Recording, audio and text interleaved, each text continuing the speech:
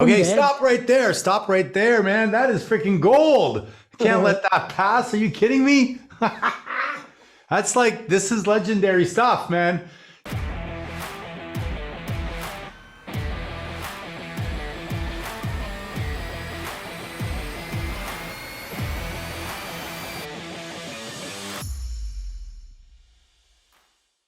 So Hmm. tell us a little bit about your mission and why you're doing what you're doing. Where does it come from? Thank you so much for diving straight into it. So, in a nutshell, my message, really clear, is that your health is your purpose and your purpose is your health. The two are not separated in any way. If you're feeling off kilter in your health, it's probably because you're out of alignment with your purpose. If you're feeling off kilter in your purpose and life's not fulfilling, you're probably going to be not the healthiest version of yourself. Where that really started, yeah, let's go there. So, basically, I suffered with 6 years of depression, and it was a journey. And the thing that healed me on the backside of that was meditation. Meditation, the way I share it from stage, reconstituted my life. The psychologist, in her infinite wisdom, gave me pills. The pills were a quick fix, and I didn't really buy into the quick fix. The doctor prescribed me mindfulness meditation that really brought me home in a really big way. It wasn't a quick fix, but it was a bit of a journey. On that journey, that was probably one of the biggest challenges in my life. And at the time, I was on a bit of a mission to try and figure out where things could with me. And I thought I was heading on the right path. And fast forward 5 more years, and I landed in my second biggest challenge, which was living a life that was completely out of alignment. And feeling like I was going to work, and you know that I don't know if your listeners or yourself remember, but the Matrix where they've got they're harvesting people to literally make the machine kind of tick and function. The machine city is harvesting humans.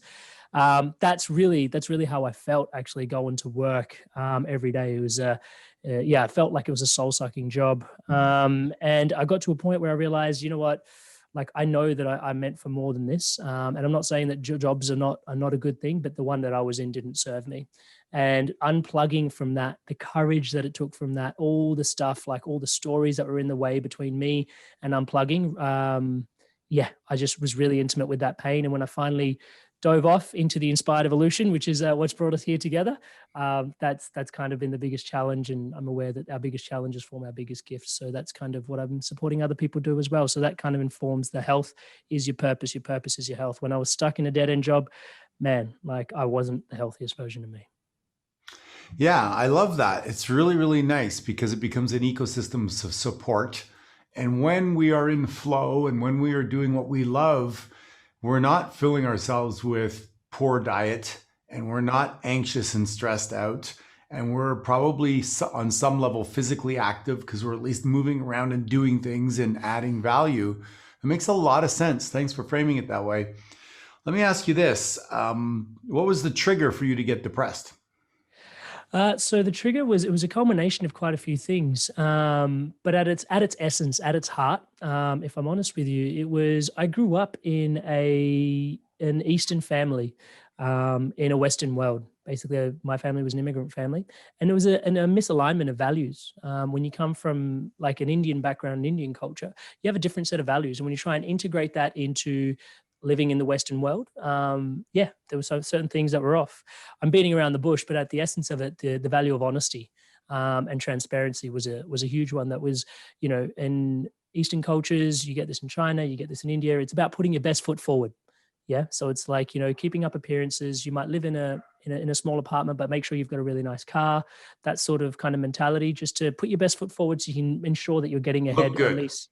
Yeah, you know, which is, you know, it's not something that's evil. It's not, you know, it's not to be demonized. I think at its core, it's literally just a function of population. You know, when you've got that many people, everybody's kind of scrambling. The competition thing is really powerful. But in the West, you know, we're really privileged. Like competition is something that I feel like we're dissolving in this time towards greater levels of cooperation. But cooperation requires you to be honest and transparent and meet people where they're at, to then actually create something together. And I was definitely functioning from a putting my best foot forward place, which basically, if you unpack that, means I was being dishonest. And I actually had no idea how to embrace honesty. And that the psychologist, basically, when I was sitting in the chair, she kind of pulled the carpet out from underneath me. She just basically said, if you embrace honesty, all your problems will go away. And I was just like, what? Like, how did you just give me that in like one sentence? And that was at the core of what was going on. And that started a whole journey of personal development and growth, actually realizing that, wow, I can actually install values. I can install system upgrades and that will actually improve my life. Holy shit, what a rabbit hole that's led me to. Yeah, well, it's a lot of the work, of course, that we talked about before, the power of your identity and reframing yourself. And we're so suggestible growing up that if the programmers around us are not very good, then we can get some labels that don't serve us, as happens to a lot of people until they get stuck in the right, come to the right environment. One of the things I talk about on this podcast is, I think the end game is about personal development. It's about getting to know yourself. It's about taking off the masks. It's about all of that. But we do live in a materialistic world, and we do need a roof over our heads, some clothes on our back, some food in our mouth. So how do you navigate that? Because it's kind of like you're on the spiritual journey now, it feels like to me. And where do you put your emphasis on being free financially? Do you not worry about that? Do you think about that? Do you have any intention around it? I love that. Thank you so much. And yeah, great question. So kind of diving deep into that, the word that sort of really sits with me I know you're massive on your I ams. And so for me, that the identity is around spiritual entrepreneur. Mm. And that's something that I really sit home with. And to be honest, I feel like, and when you are a hammer, everything looks like a nail. I feel like we're kind of all on that journey of finding our own path. And that's really what all that entrepreneur means to me, is it literally just means you're weird.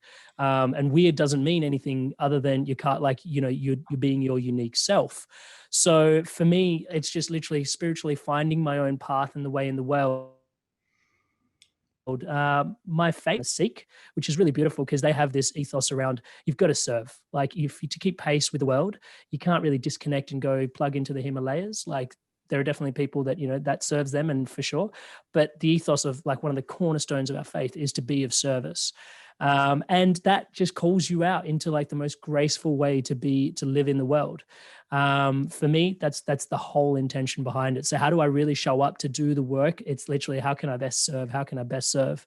And that is a message that's been honed in over time. When I was working in my corporate kind of role that I didn't necessarily love, I was kidding myself that I was serving in certain ways. And then as I started to be in that role for longer and longer, I started realizing that the little bits of meaning I had attached to it were dissolving hard and fast, not because it was toxic, it was just out of alignment with my values, right?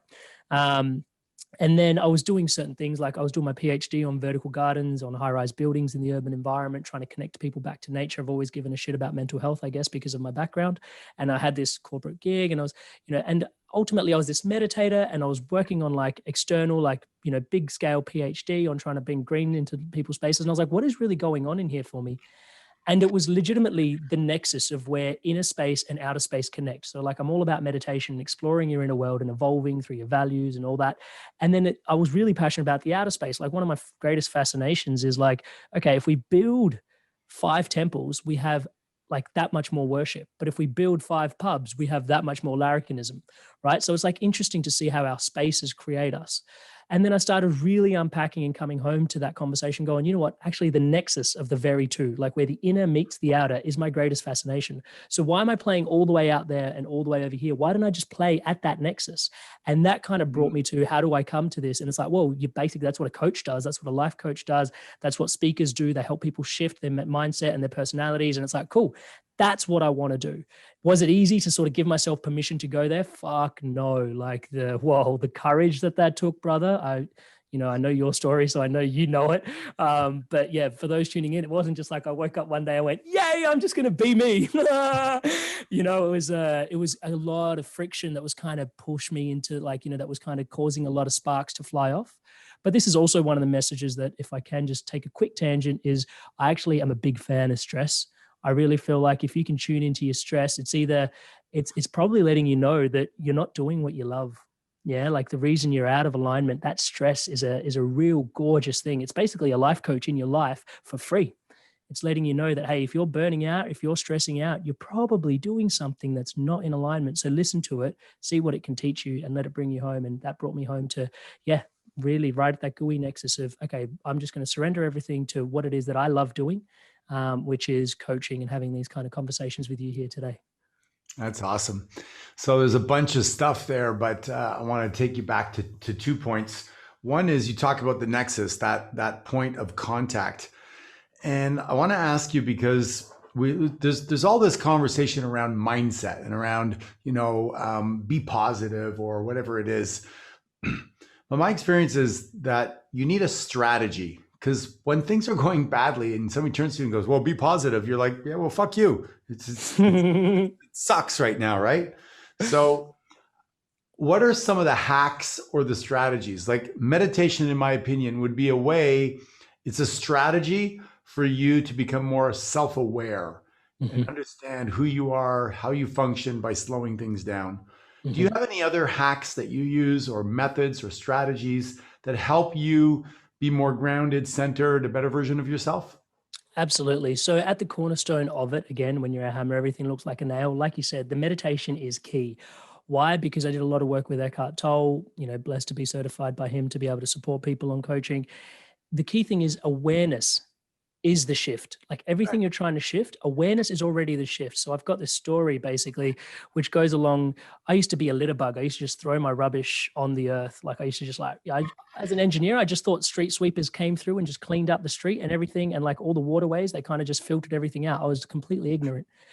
And one point, my beautiful girlfriend who we met through, she turned around to me and she goes, that goes into the ocean. And in that moment, I had this, whoa, like this drop in. I saw that video on YouTube where the turtle's nose has that straw coming out of it. And they're just pulling out this straw that's as long as the turtle out of its nose. And I'm like, holy shit, that's me. Like I did that, in that moment, the awareness really shifted. Now, I would love to tell you that in that moment after that, I never littered again, but that's not the honest truth. The honest truth was I kept littering. I did it once, twice, 3 times, but the 4th time I dropped it. I thought about it. I had the visual of the turtle and I was like, you know what? That wasn't cool, but I kept walking on. The 5th time, the 6th time, the same thing happened. 7th time I dropped it and I said, you know what? I'm going to go back and pick that up. So I went back and picked it up and put it in the bin. The 8th time I kept going back, picking it up, putting it in the bin. It was about 10 or 11 or 12 shots in that I went to drop it. And I was like, you know what? I'm going to be ending up turning around, picking it back up. That's such a waste of time and energy. And like, that's just stupid. It's foolish. I'm just going to put it in the bin straight away. So it took about 12 shots to integrate it. Now, the question that I ask when I share this from stage is, at what point did I shift? And most people will say, when you finally were putting it in the bin. But the reality is the shift happened the minute I saw the turtle in my head. The rest of me was just integrating that healing, integrating that teaching, integrating the shift. So the awareness is the shift. So meditation brings you into such a gorgeous space of having that really intimate awareness with yourself that is kind of the key from the first point. Okay, stop right there. Stop right there, man. That is freaking gold. Can't let that pass. Are you kidding me? That's like, this is legendary stuff, man. You just let it roll off your tongue like it's the conversation down the street past the salt. Hold on a second here, in all sincerity. This is really, really, really crucial for people, because often what happens is people think, okay, I need to budget, or I need to lose weight, or I need to exercise. And I agree with you 100%. It starts with the awareness, but then it's a nurturing experience that can grow through the meditation. And as you quiet the mind, maybe that turtle floats up a couple of times and starts to go, hey, remember me, creates a little deposit in your brain. And all of a sudden, the next time you litter, there's a bigger awareness. There's until finally you're unwrapping the thing and you're conscious of it. Does that make sense? Absolutely. Absolutely.